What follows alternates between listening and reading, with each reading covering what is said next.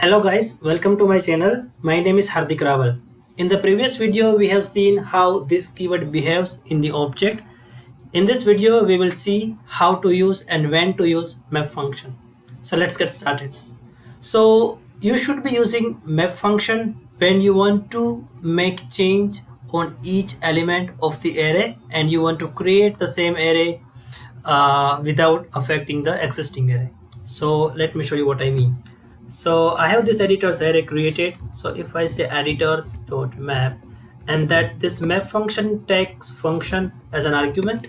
Okay, now this function this map function will behave more like a loop. So this function will call every time for each element in the array, and then we can do something with that element. So let's say I would say editor, so the single editor each time it will have access to, and then each time I want to return a new element with so let's say I would use li, and then I would say editor,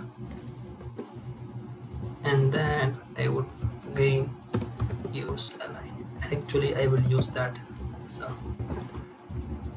HTML tag. Okay, so what will happen, it will go through each element one by one.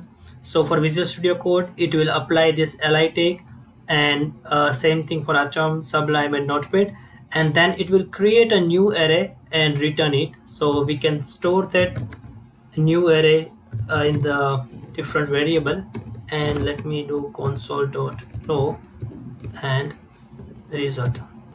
Okay, so let's run this program. So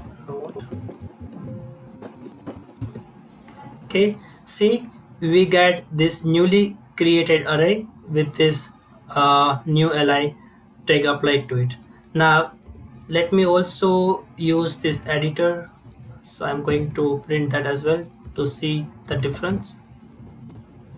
Okay, so we can see that the original array, we are not changing that array. The original array is available as it is, and we are creating this new array with this new value using the map function. Yeah, so that is the main use of map function. Thank you so much for watching.